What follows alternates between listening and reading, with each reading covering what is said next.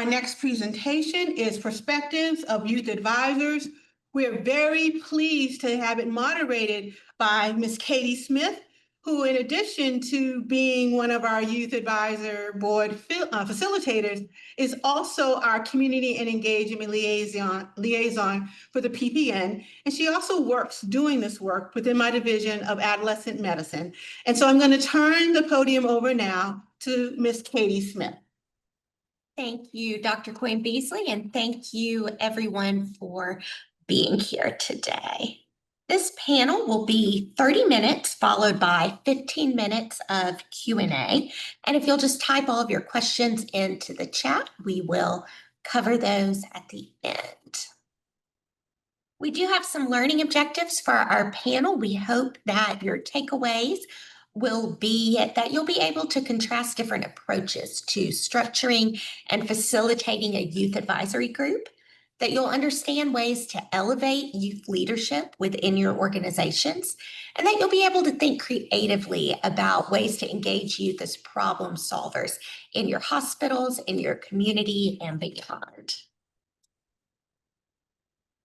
We have 4 distinguished panelists here today representing 4 different youth groups and 3 of our Pediatric Pandemic Network hub sites. I'm going to let them introduce themselves and tell us a little bit more about their organizations. So Benjamin, why don't you go first? Good morning. My name is Benjamin Bartizel. I'm 16 years old and from Avon Lake, Ohio. Since September 2024, I've had the privilege of serving on the UH Kids Rainbow Youth Advisory Board. As an active member, I've contributed to meaningful discussions, collaborative meetings, and key initiatives focused on improving health equity and youth engagement. My passion for pediatric health is deeply personal and rooted in both lived experiences and future aspirations. Growing up with a severe peanut allergy and childhood asthma has shaped my daily life and made me more empathetic to the challenges that young people face each and every day, particularly those managing chronic conditions without reliable access to care. I believe advocacy, education, and innovation are powerful tools for driving meaningful change in youth healthcare. As Vice President, I'm committed to fostering a more inclusive, responsive, and youth-driven healthcare environment where all voices matter. Thank you. Thank you, Benjamin. And Jackson, why don't you go next? Yay, good morning, everybody. I'm Jackson Cray-Chan. I'm 18 years old, and I'm pleased to be speaking on behalf of UAB's Youth Advisory Board, where I've been involved for 4 years now.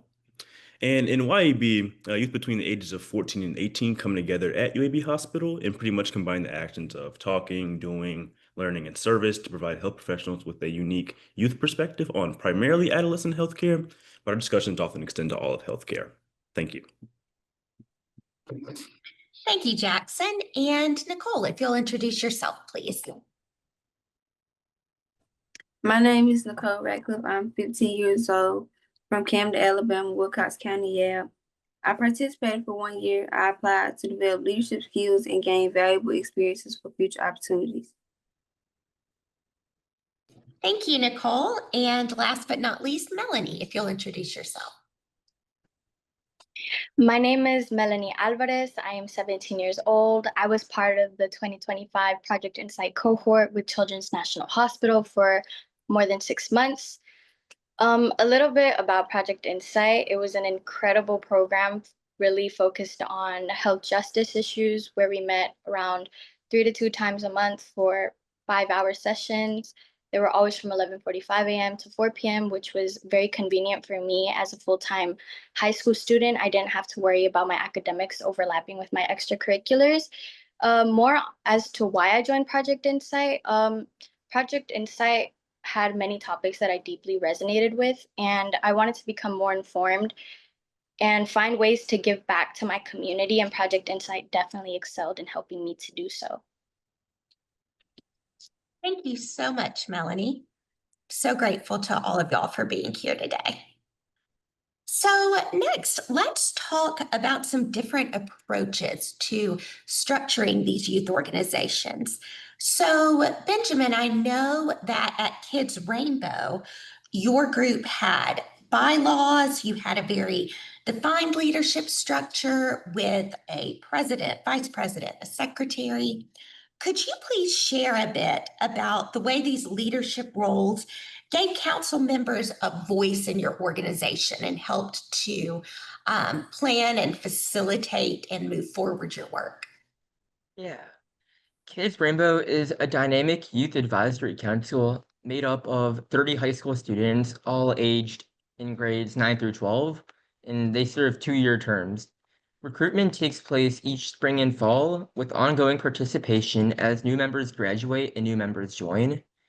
Youth are selected through nominations or self-nominations, followed by an onboarding process. Priority is given to students from UH Rainbow service areas and those with diverse medical or lived experiences. The council meets monthly from 4:30 to 6:30 p.m. on the third Thursday from September through April. Meetings would include community health updates, guest speakers, and interactive discussions, which are all designed to amplify youth voices in healthcare. Each year, an executive leadership team is elected from returning members who have completed at least 1 year of service. This team includes a president, a vice president, a secretary, and treasurer. It operates with a clear leadership structure. Executive officers also meet monthly on the second Thursday of each month for 2 hours to set goals and plan projects. Their efforts are supported by the committee chairs, which is about 1 to 3 adult facilitators who help guide and manage council's work. Kids Rainbow provides a meaningful and manageable time commitment while empowering youth to take on real leadership roles. Councils like this resonate deeply with adolescents by giving them a platform to influence healthcare decisions, represent their communities, and advocate for change, especially during times of crisis. Thank you, Ben. So to turn to you now, Jackson, I know that at UAB, our youth advisory boards, or our YABs, as we call them, they typically don't have officers. We don't have such that defined leadership structure. And instead, our staff really tries to build off of feedback from our board members in terms of the topics and activities that interest you and that you find meaningful and want to have an impact around. So you've been on the board now for 4 years. And so you've had a lot of experience with this less hierarchical structure. Could you share your perspective and about not having officers and how you think that would have changed your experience, and whether the UAB structure is meeting your needs? Yeah, so we're a lot more laid back here at UAB's YAB, and so I have to say it does most certainly does I guess approach the needs that I have specifically as a individual. But I'd say YAB thrives in open discussion. It's almost like a roundtable talk of sorts. So keeping the floor open and receptive to any and all health-related topics leads to what I think is a more purposeful and insightful conversation and action. In fact, both myself and the youth in our group have expressed our appreciation for how we choose our topics and activities. It makes each of us feel as if our voice truly matters, which is the goal of YAB. And more on officer positions, I don't think that I would like to have officer positions in YAB because I like the idea that everyone in YAB is on an equal playing field with each individual input, holding equal weight. So I think officer positions would weaken that particular aspect of YAB and also weaken our emphasis on Socratic dialogue. Jackson. So now y'all have heard some different things to consider when you're considering having defined leadership and officer positions. You've kind of been able to hear both sides of that issue. And now I want to turn to Melanie. And so, Melanie, I understand that Project Insight was a little more didactic than the other groups that are represented on this panel today. Can you share some of what your meetings were like, how those were structured, and how Project Insight differed from just another school class where you're learning about different topics? And then also tell us what motivated you to keep coming back. Well, what made Project Insight meetings different from a regular school class was the bond that we created. You wouldn't usually find that in a typical school setting. And just discussing about political views can sometimes lead to arguments, but in Project Insight, we were all encouraged to share our opinions and our ideas openly. It wasn't just about agreeing with one another, it was just learning from each other as well and coming together to create something meaningful. The camaraderie that we built was great, and the mentors made each session feel very impactful. I not only felt like I could express myself politically, but I was able to explore my career interests in healthcare further and discover different aspects of the field beyond just physicians and nurses. And the program really did open my eyes to different interests in healthcare. Um, Also, just really learning about my community and ways that I can help my community made Project Insight very different from a regular school class. I think that's a big factor of why I kept coming back, was just the classmates that I had there made it very fun. My mentors made it very fun, and just the topics that we would discuss about was very interesting to me.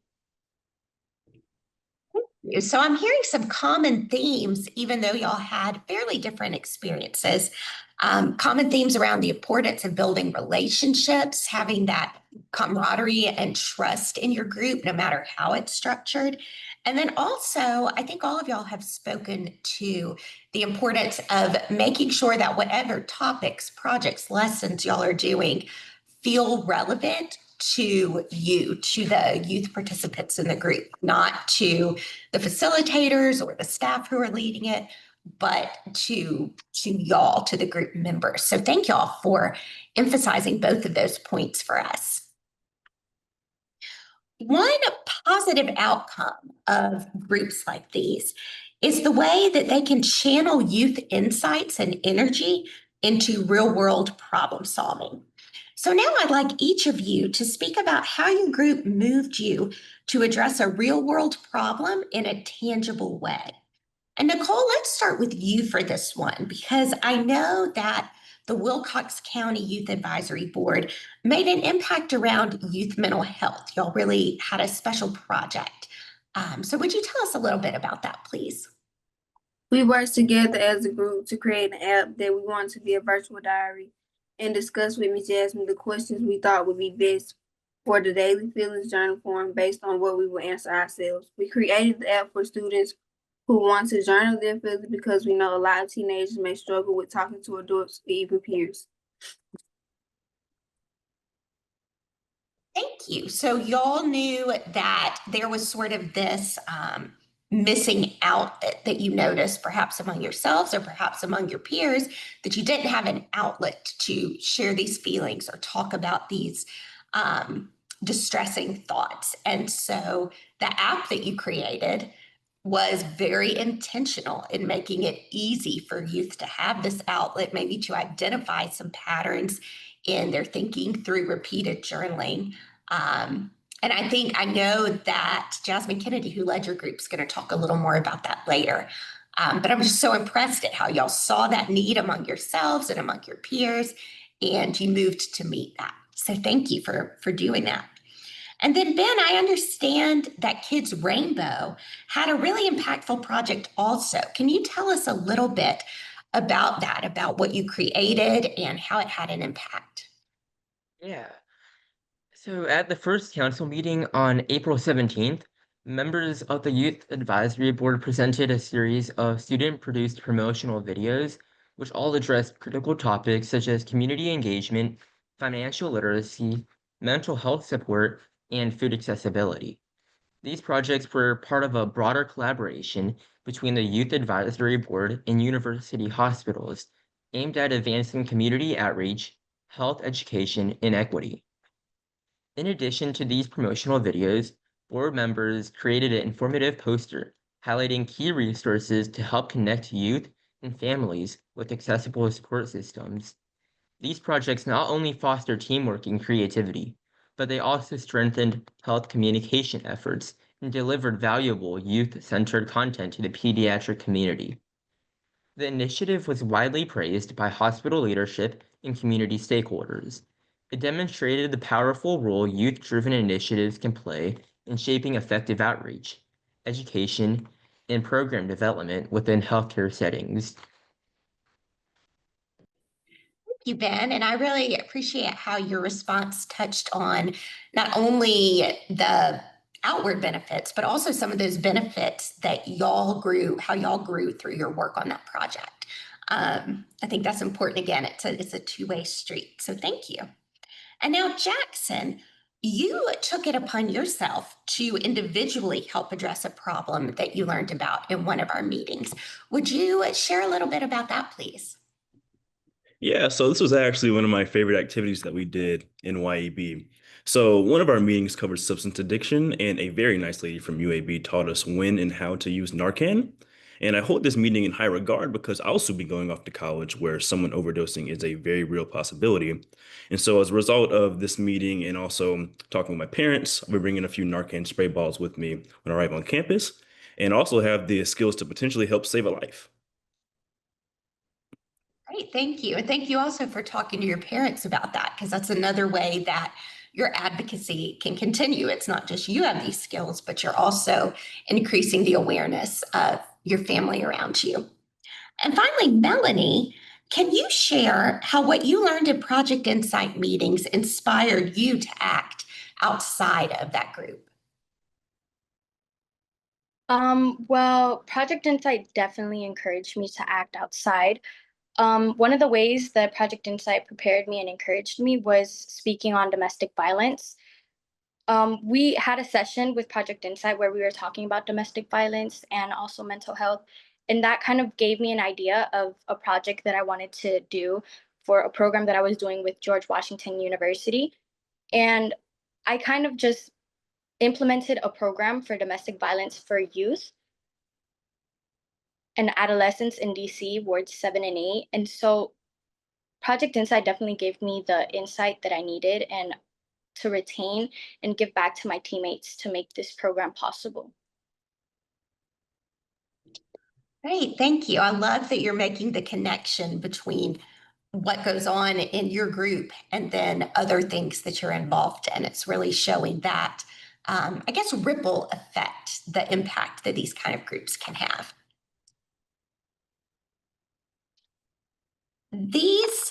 Let me see.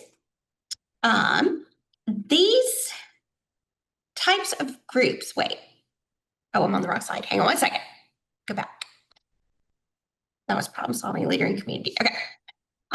These types of youth organizations are powerful because they help participants build on existing leadership skills and develop new ones. So I'd like to hear from each of you about how your participation in your group prepared you to lead and serve, to be really active in your community. And Jackson, why don't you go first on this one?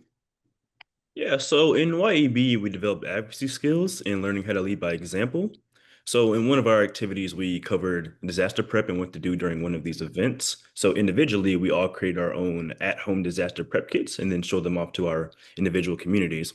And in my case specifically, I was able to make disaster prep more accessible to those in my community, one that is prone to tornadoes, by revealing how easy it is to put together a prep kit.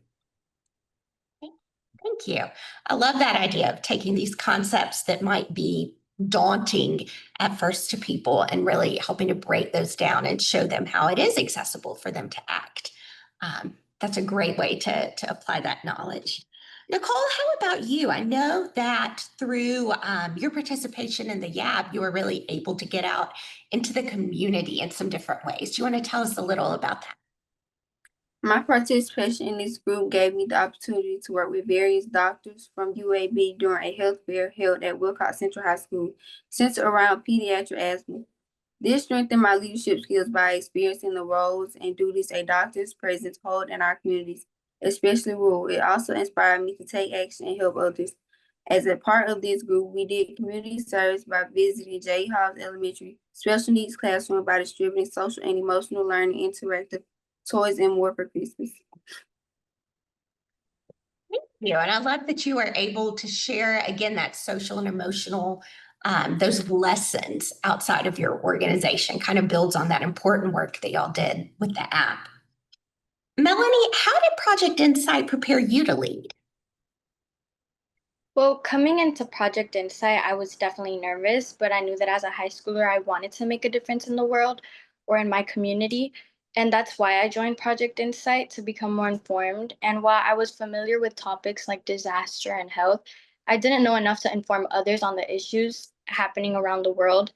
And Project Insight helped me retain that information and have the confidence to share it with others.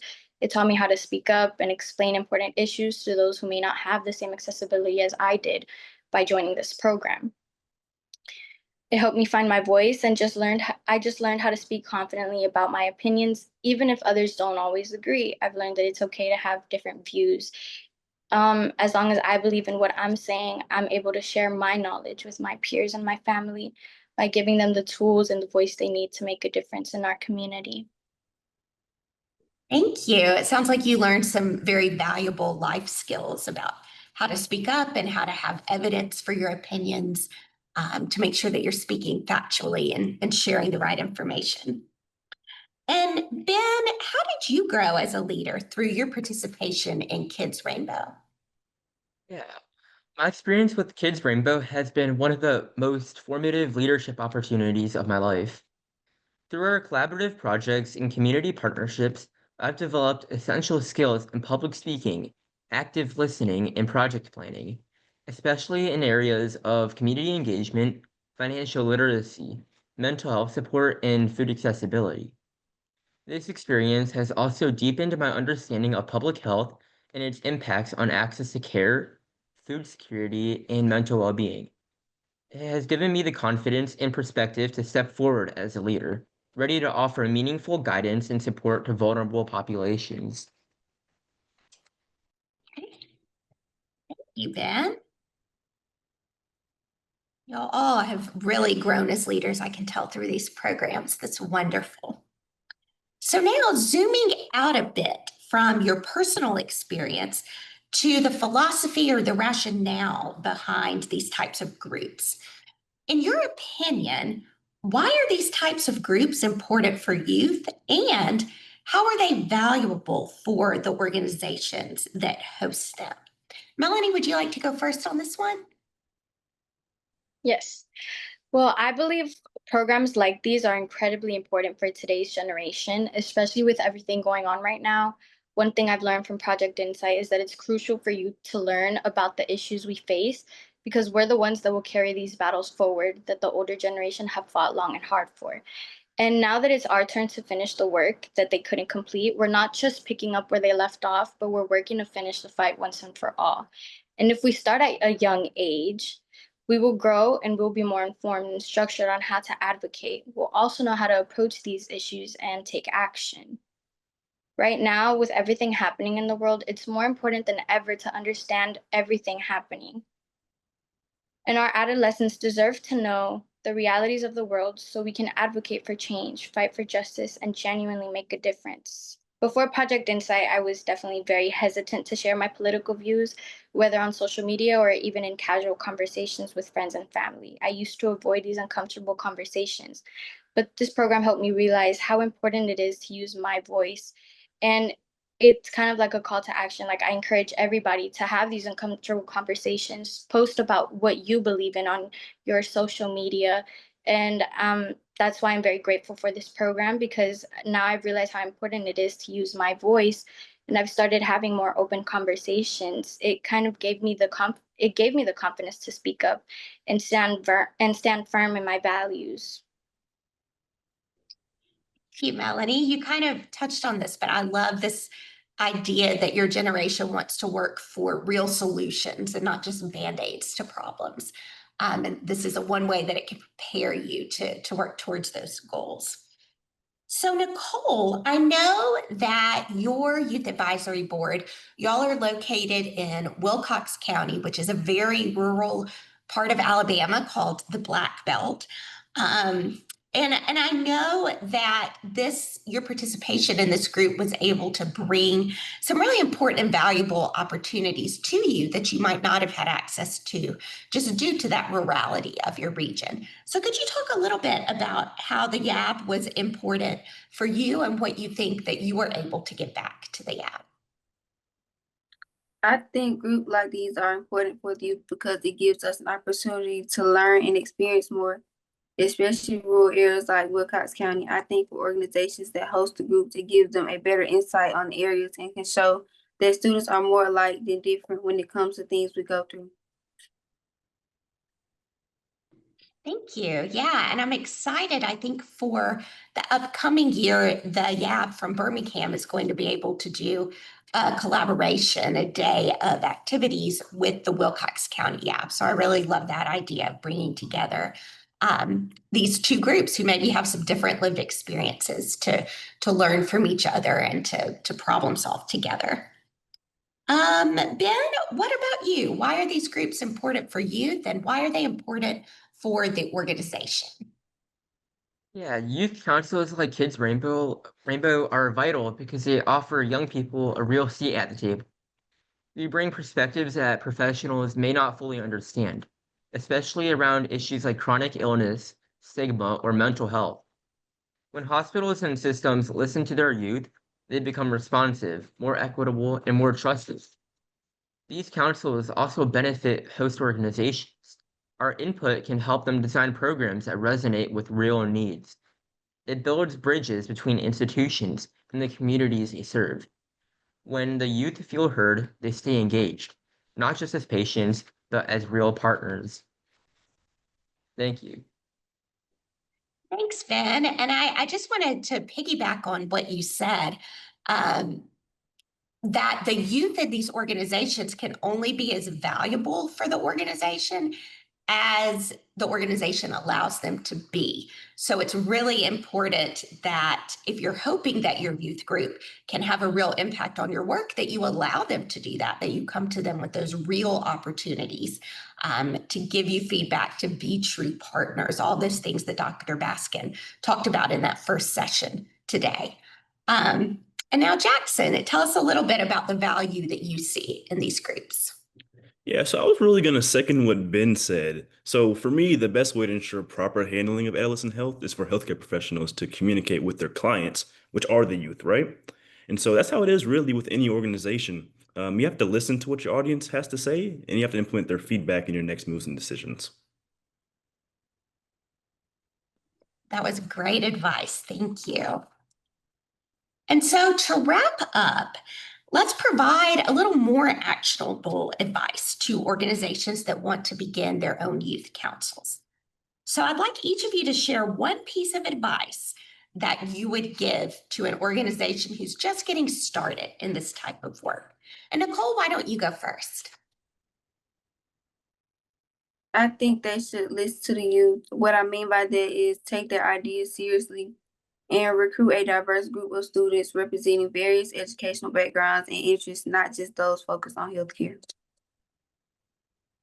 Yeah, I think that diversity is really important, not just people who have been dreaming of a healthcare career their whole life, not just people who've already been involved in your hospital or in your organization, but really getting that broad group of lived experiences, backgrounds, ideas, because that's going to only strengthen the solutions you come up with and the work that y'all are able to produce together. So, Ben, how about you? One piece of advice. Yeah, my biggest piece of advice for an organization starting a youth group is to make it youth-led but adult-supported.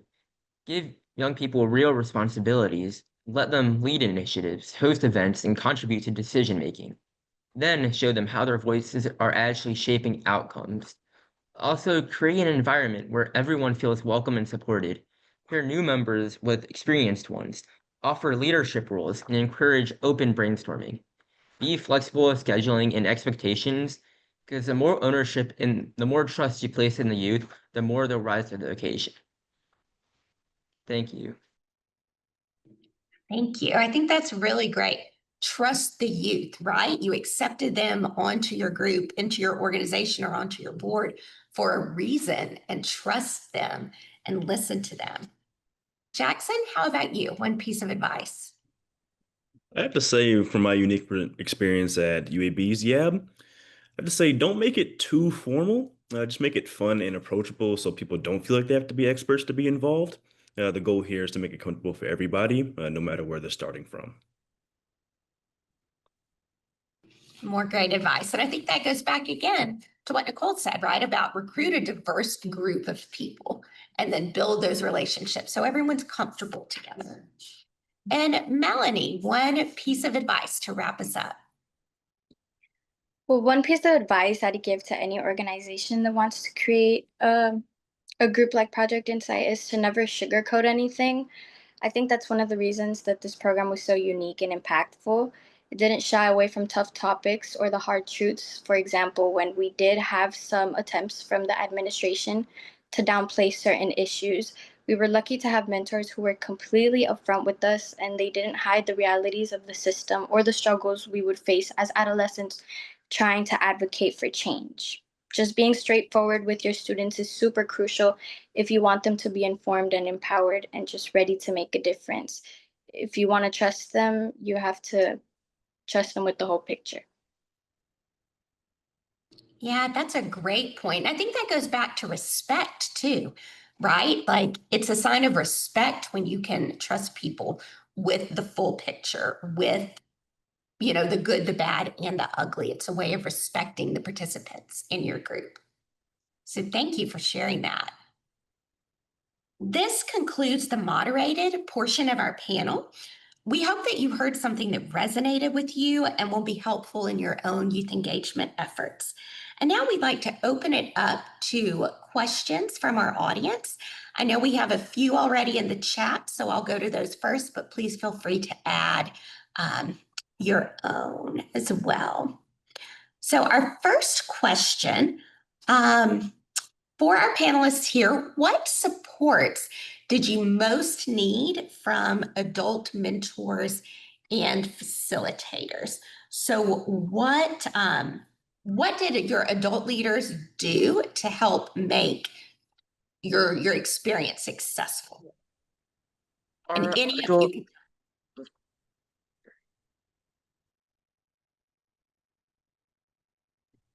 Do you want to go, Ben? yeah, thank you.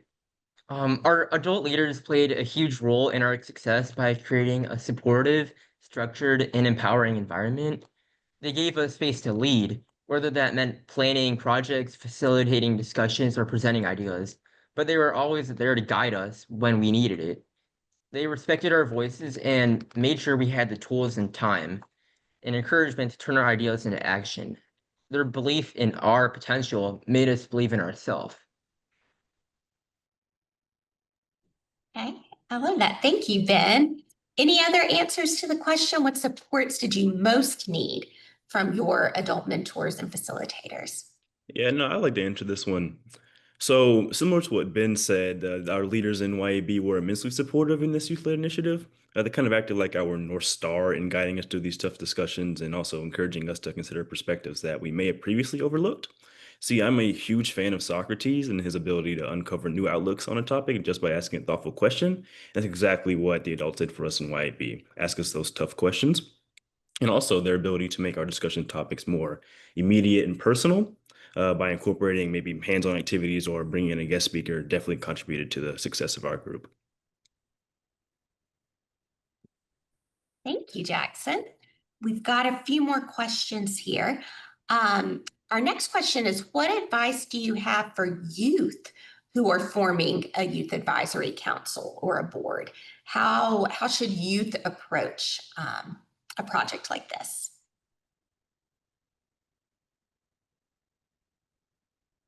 Y'all feel free to jump in, but you can take a minute to collect your thoughts also. I could answer that. I would say the most important from my experience is what you resonate with the most. Whatever topic you want to discuss about, the reason that you're making this program, you want to make sure that it's something that your community will benefit from. And also just knowing when to be serious. It's easy to get distracted when you're with other youth. Just knowing when to get serious is also very important, I would say. And not being afraid to ask for funds if you need that for your program as well.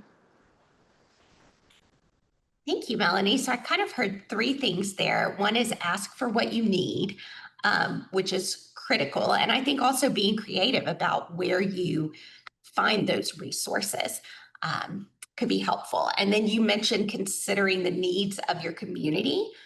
So even going a little bit beyond yourself, you may have this special interest, but what are your peers interested in? What needs do they have?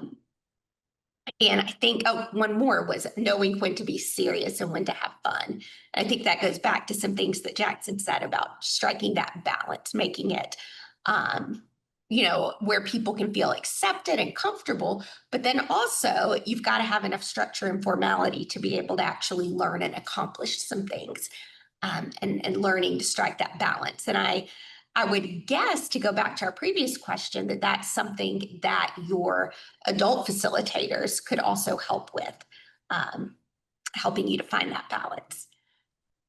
Okay, we have another question. Oh, sorry, every time I try to move my mouse, it advances slides. Okay, another question: how can organizations do better at offering opportunities for youth outside of just a youth council?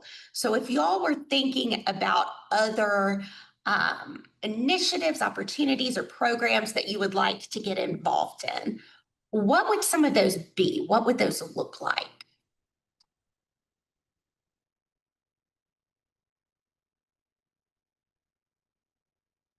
Or if you're currently involved in a different kind of opportunity and you'd like to share a little about that, that might be another way to answer this question. Yeah, I'll answer this one. So, being a part of YAB for the last 4 years, I had always wanted to have more service-based action in our group. I did talk about I'd say this year we did finally our first service-based project where we helped out I guess a healthcare nonprofit here in Birmingham called Hub Worldwide. And so for me, I would like to just have more outreach and impact on the community than just staying inside of a classroom learning or talking to um, guests or whatever. So yeah, make a real impact outside of the individual program itself. That's great too. And I think sometimes organizations that are really based around service can then push youth to go deeper around those topics, if that makes sense. So I know, Jackson, where you volunteered was around an organization that worked with moving surplus medical supplies to communities that needed them.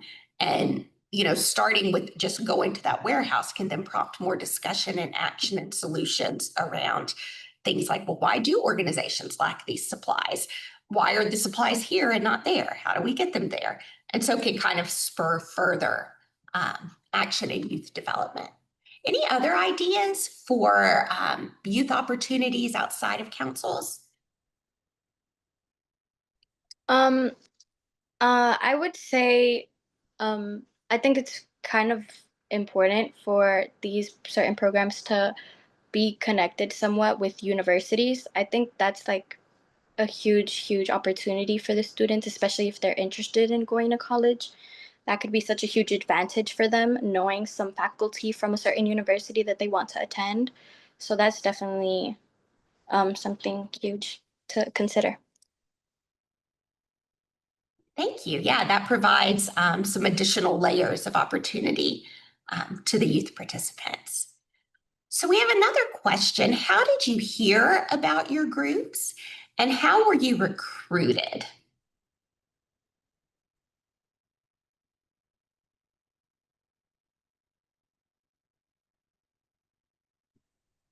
Hey, so I heard about YAB through a friend at my school. It was nothing like I didn't see any posters or anything for it or anything online. But yeah, no, I just heard about it through word of mouth. And it said, you know what, you might enjoy the group. And I decided to apply and you answer a few questions on a Google Doc or Google form. And that was pretty much it for us.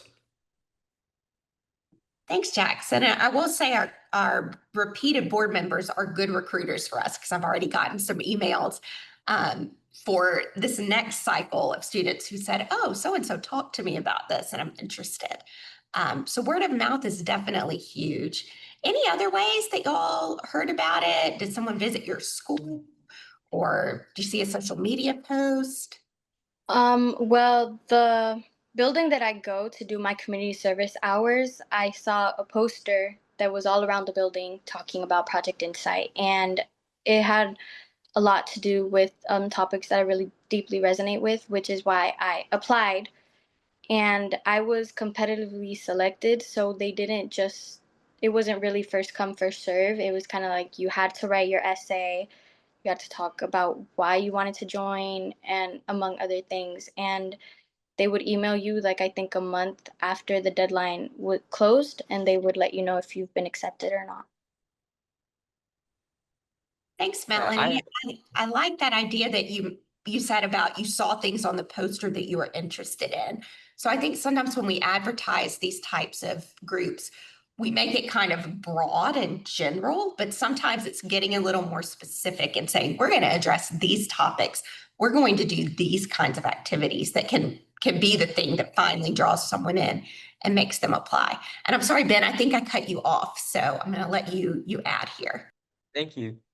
I heard about Kids Rainbow first at my high school through my pre-med club. It was mentioned as like a great opportunity for students interested in healthcare and community service. And the more I learned about the council's mission and its focus on youth leadership and health equity, the more I knew that I wanted to be part of it.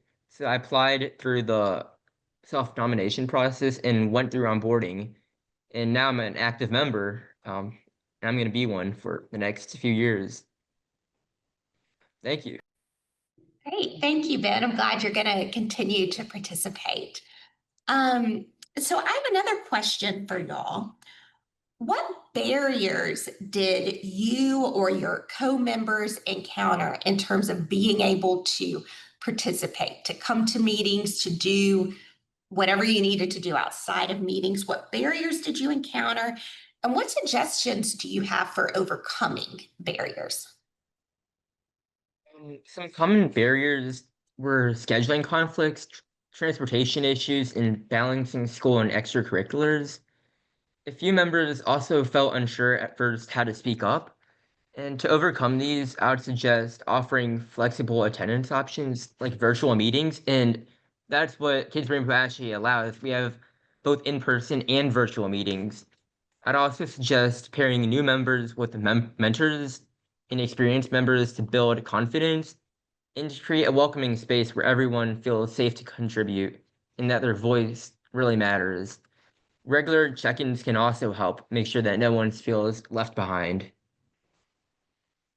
Thank you. Thanks, Ben. I love that idea of pairing more experienced members with new members. Because that could also, if you're feeling a little unsure about showing up, but if Ben calls you and says, hey, really looking forward to seeing you at the meeting, you got to be there. That's that motivation to find a way to make that work. And just to clarify, you had meetings that were simultaneously in person, but also had a Zoom option for Yeah, that. there was an option to be via Zoom too. Okay, great. Thank you. Anyone else want to speak about overcoming barriers? I could talk about Project Insight. Well, my experience with Project Insight, there wasn't many barriers with scheduling or with transportation. The scheduling was very convenient for me because it was on Saturdays and I wasn't doing anything on Saturdays, well, most of the time. But also transportation, it was right by the metro, so it was very accessible to us. What I would say was a barrier was when we did have some issues with our funding because of the administration.